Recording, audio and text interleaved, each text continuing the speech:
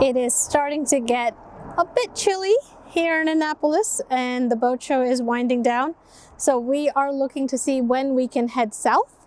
But before we do, we actually have to address what we hope is not a very serious issue, but we're not 100% sure how bad of a problem it is. And that is a problem that lives under our windlass. So under our windlass is, our windlass is attached to the boat with a piece of starboard in between. And we have noticed that when the anchor is coming up, it basically jolts up a little bit, and we have been wondering and investigating why this is the case. And right where the anchor chain goes into the locker, there's actually an opening, and we do think that when the hole was put in by a previous owner or somebody, it wasn't protected from water damage, and so it has been slowly leaking into the sandwich core.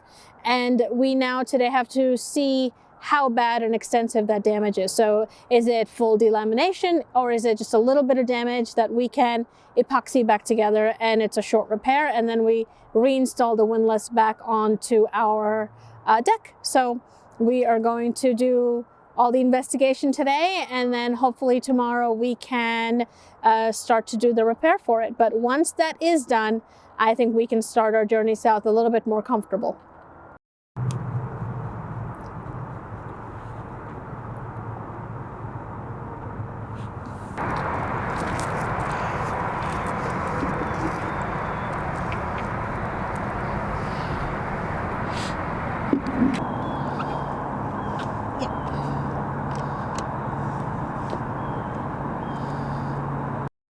So at this point, there's just a few bolts that are holding the windlass to the deck. Spelman is underneath, getting those out right now. It's a fun job trying to feel your way around, but just got two nuts out, and once those other two come out, we should be able to pull up the windlass. And with that, the windlass is off. Unbolted the sucker, and yeah, this windlass has seen better days, but we'll try to get it all fixed up and get all those holes fixed up as well. This is what it looks like under the windlass, and there are old screws, there is a layer of silica, Sikaflex, and under the Sikaflex we can actually see a little bit of 5200.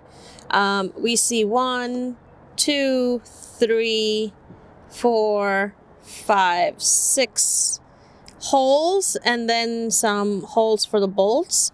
And if we take our little digger guy and we start digging,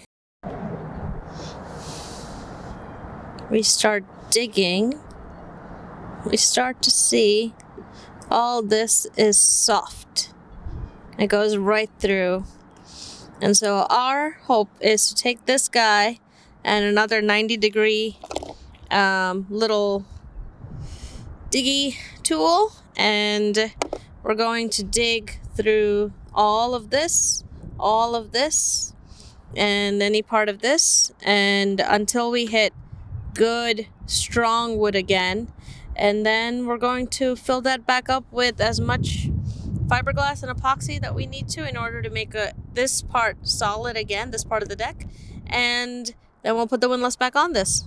Easy peasy. Just your everyday possible delamination project when it's 60 degrees outside. What we're seeing so far is that the main issue seems to be, you can see I can put my tool between these two. I shouldn't be able to do that. That's not a good thing. But most of the wood is rotted out between these two areas. So what I'm doing now is just kind of digging all that out. And yeah, unfortunately it's a little challenging, but it's not too hard to get that out. But that's a sign that that's where the majority of the rot has taken place on the wood. So if we can get that fully cleared out, and then we'll also just go around the edge and just go as deep as we can. So, you know, like in a part like this, I can still see that I'm able to dig out wood, whereas over maybe here, I can't do anything. It's just still solid, dry wood.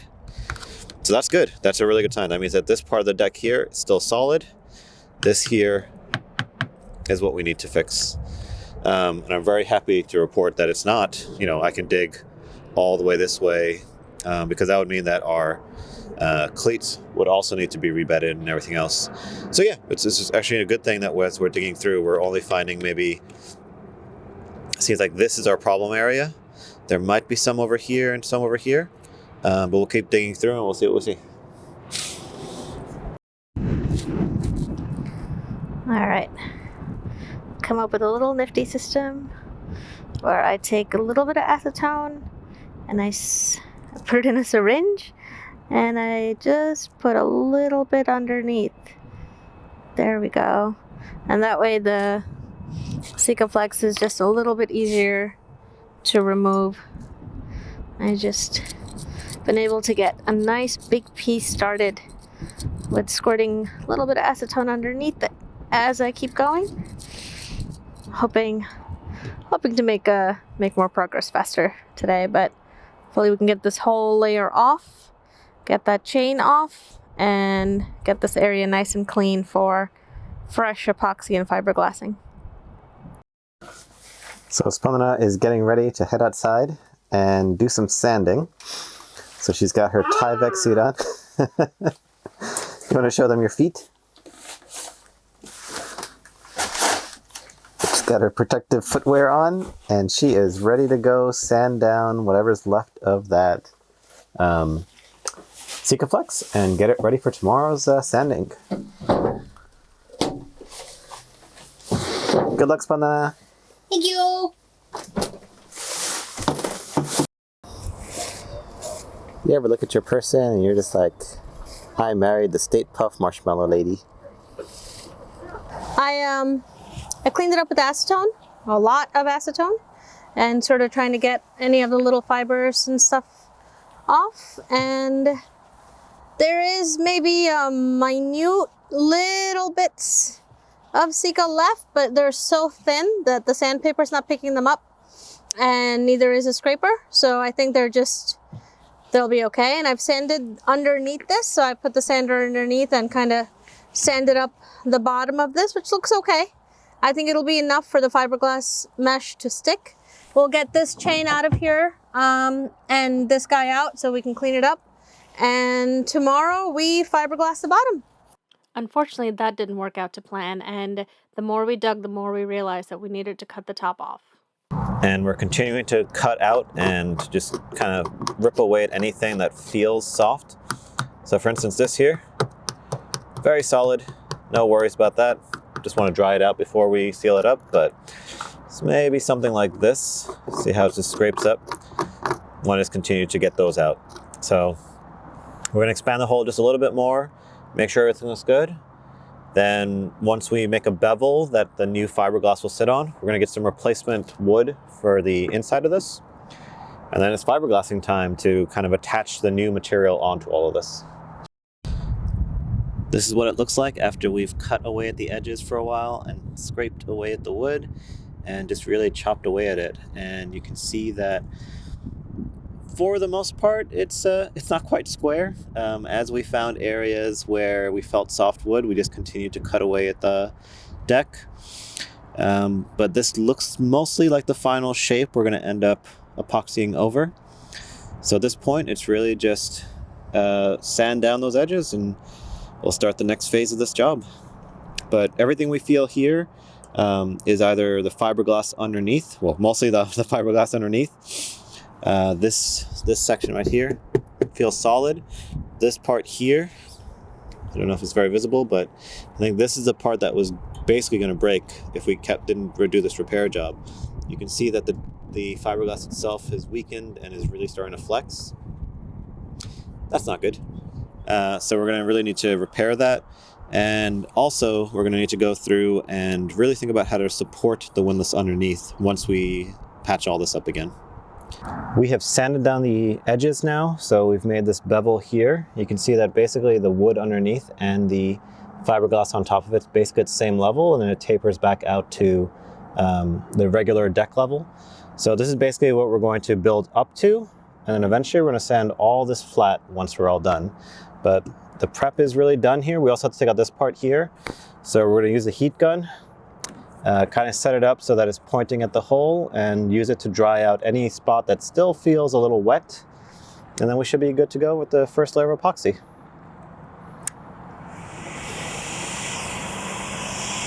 Spandana is getting prepped up to, please ignore the incredibly dirty cockpit. We are in the middle of many projects right now. So Spandana is getting ready to mix up the epoxy we need for the bottommost layer. Are you ready for this, Spandana? No. Oh, okay. Well, regardless of status, we are going ahead full speed. We got an expert glove putting on. Gloves are never available in my size at hardware stores, so. And mosquitoes are starting to bite. Okay. So let's go faster. Let's go. Okay, I need a sacrificial because I just put these pumps in, so I need to kind of prime them. So I need a sacrificial amount of both until I get a nice, stream that I'm gonna throw away. Okay, now it's one, all the way down, and one,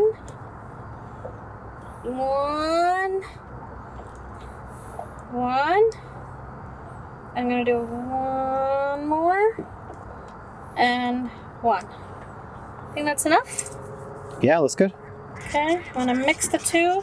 It's gonna go cloudy, and then it should go back to being clear, and that's when I know that it's mixed completely. And then I think I'm gonna add just a little bit of this powder. Oh, I didn't bring an extra spoon. Okay, well, into this. Not a lot. I don't want it peanut butter consistency or anything. I just want to give it this little bit of bonding.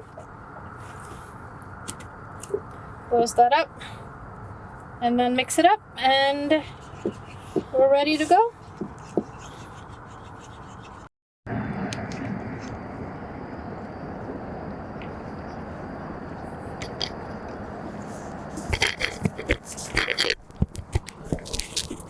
So Spandana is right now painting the fiberglass mat. We're going to put that underneath the hole over there. We've got some screws on the bottom, and that's what we're going to use to actually basically kind of screw this up and hold it in place. So this first layer is really just to adhere it to the bottom of all these holes over there. So we don't need to get it fully to the edge. We just need to kind of get enough that as it gets pressed up by the screws, it'll hold it in place. And yeah, these screws are kind of pulling that wood, that blue plastic, and the fiberglass cloth up against the bottom. We're then filling in the gaps with epoxy, and we're going to continue to apply layers of epoxy and fiberglass. So we might do one more layer for now. We don't want to do too much because the heat, when it starts curing or kicking, could get very intense if you make it too thick. So yeah, that's where we are right now. We'll continue to add more layers to that. The next morning, we let this sit overnight. So now we're gonna reveal, I guess, what happened overnight. Normally you want it to be above 65 degrees to do epoxy work, but don't really have a choice. It's 52 right now. Okay, so that's what we've done so far. Let's put this back over here, because we're gonna want that maybe later. It looks pretty good overall. So we've taken out the three of the screws. This one's still a little stuck. We'll have to push that one out, but you'll see that this is no longer blue because this is now a layer of fiberglass. And this is going to become the basis. The wood actually fell out when we took out the screws. So at this point, it's really that the new layer of fiberglass is what's holding, is just this flat layer that's underneath now. And this is what we're going to build up from going forward. We've stenciled out a rough shape that we think it's going to fit into that space. And we'll cut this out and then we'll chisel and trim as we need. Hold on, let me get the vacuum.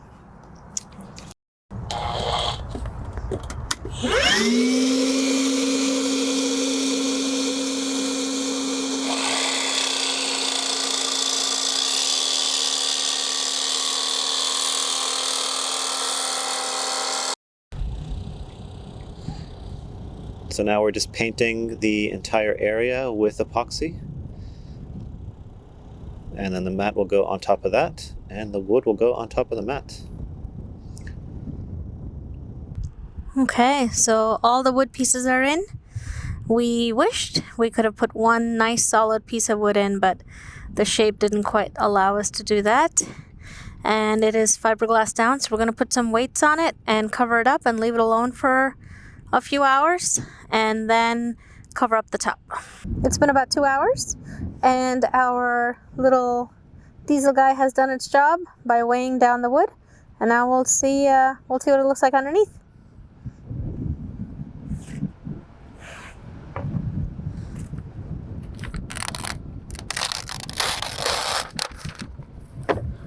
Yay, it all came off.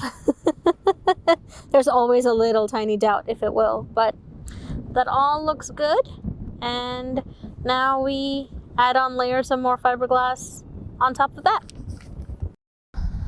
So this is the end of day 2 of the deck repair. So we've got 3 more sheets of fiberglass on top of this. The deck is, at this point, a little bit inset from the top of the deck, which is perfect. Tomorrow we will be adding in the fairing, which is effectively a compound that allows us to get a level surface out of all this. And after that is gel coat work, which should be fun. But that's it for tonight. We're very happy with how this all seems like it came out. You can see how shiny it is. That'll all cure overnight.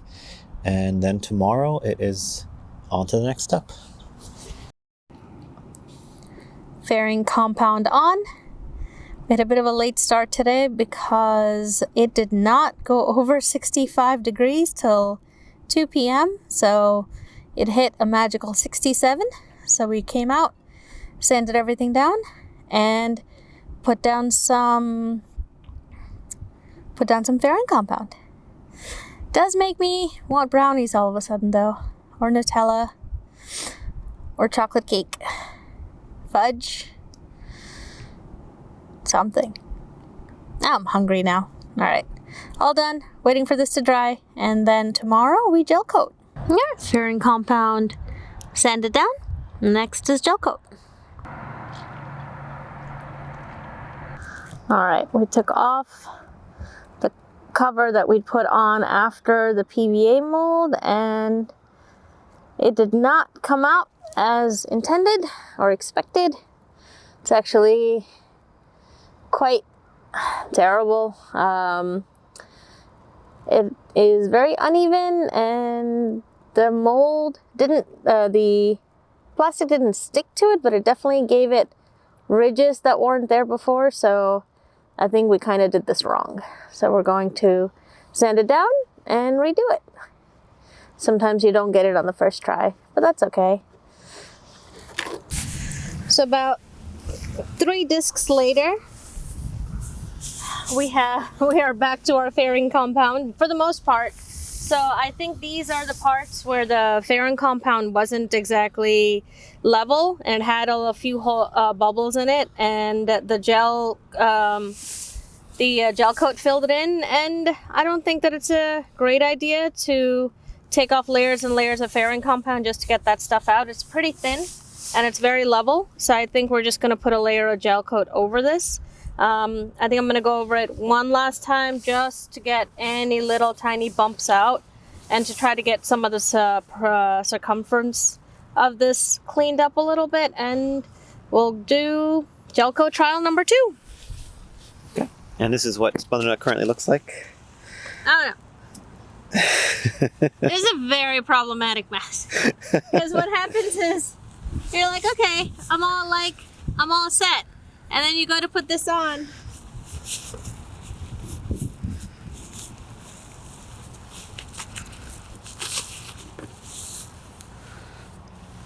Oh, yeah, Yeah. So then,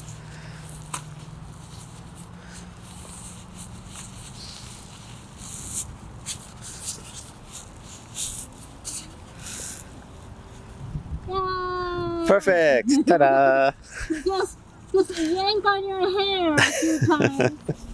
And Okay. All right. We'll see you soon for the second round of gel coating. forgot to take a shot of it when they were full, but this is basically the first batch that I'd mixed up, which was a little bit closer to maybe Island Packet, and not even that. I think it's just pink. To this, which I'm hoping is closer to our cream. So you can tell the difference, I hope. This is much pinker, if you can't. I also think that the colors that we found in the marine stores were better than the two acrylic ones I found in sort of a regular hardware store. I think these were also messing me up a little bit, but I mean, I think the main thing that was messing me up was lack of talent in color matching, because I am not an artist. And Caliber, you should have picked an easier cream to match, but you know, I'm not pointing fingers. But it's done, and I'm happy enough with the result. So this is what it looks like after we have let it dry overnight, and the gel coat looks pretty good. There are a couple of pinholes throughout, as Bana was saying. The main question is whether or not we want to put another thin layer of gel coat on top of this. Why don't we sand it down, see how it looks, and then we can make a call on that.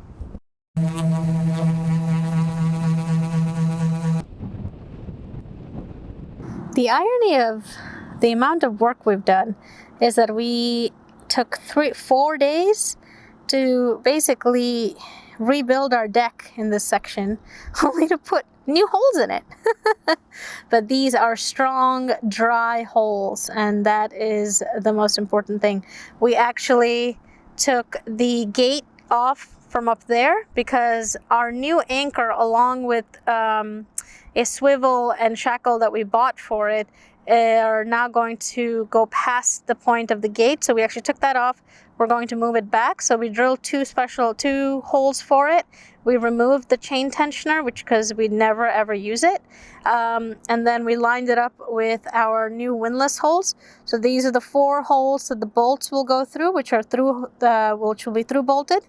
That hole is for all the wires to come up, and we tested that, and that was big enough. And then this is for the chain to come down. And what we've done actually is we made a much bigger hole than necessary, and then we put in actually a PVC pipe in the center, and we epoxied all around it to create basically a new hole and a very protected hole, so that when the chain goes in, it's banging up against the PVC pipe and not the actual deck. And we just filled everything with epoxy. It's not a slow hardener, but it's not a fast hardener. And we did this because an hour ago when we checked, we still had 2 hours till the rain was gonna come. And we just looked up, and I don't think we've got 2 hours. So we are going to cover this up and actually just kind of hang out here to buy ourselves as much time as possible, so that we don't seal this up before all the heat has kicked off of it.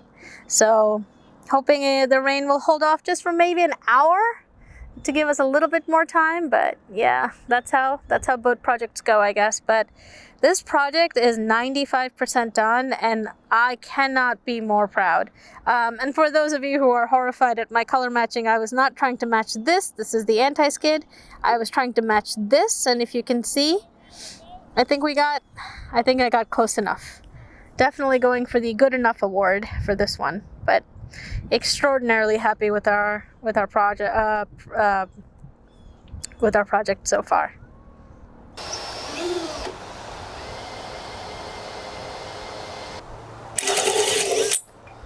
Yeah! Yes! Ta-da! Oh, jeez. Ta-da! Nearly lost that. Ta-da! The windlass is back in place. We've secured it to the deck with a backing plate underneath. Brand new deck, got a steel plate underneath that, which we'll show you after.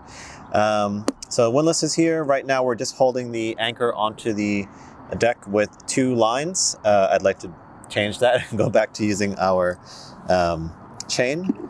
So we're going to attach this. This is our mantis swivel. Oh, so I think the steps are, I'm going to put this through here.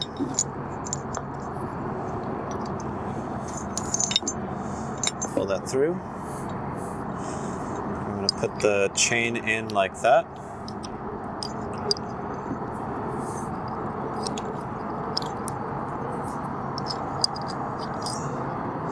So basically, this is now holding the chain this way. The cap is going to go over the whole assembly like that. I'm going to twist that on. Now we've twisted that on. Basically, this is held firmly to our chain, and the anchor should be able to swivel.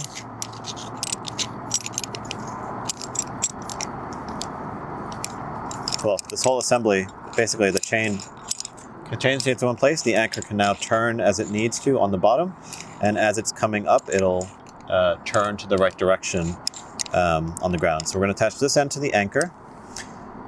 So to do that,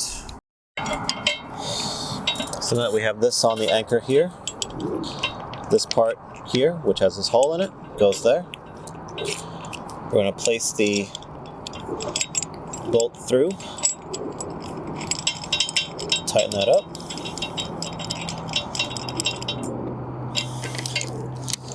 And there you go. We have the chain. It's now connected to the anchor. The anchor should be able to... Oh, no, that's wrong. Oh, right, the chain swivels from here. So yeah, the anchor should be able to turn as it needs to whenever it's down and as it's coming back up. So we're going to put some seizing wire through here and connect it here just to lock all this in place. And once that's done, our swivel installation is complete. Okay, and so let's look at how the backing plate came out.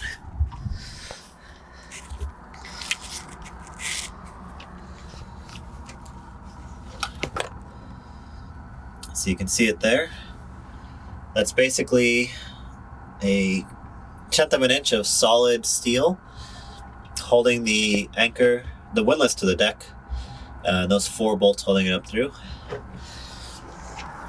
And so yeah, that's what's now holding the anchor, well, the windlass down with the repaired deck. Should be super solid. We'll test it out next time we go anchoring.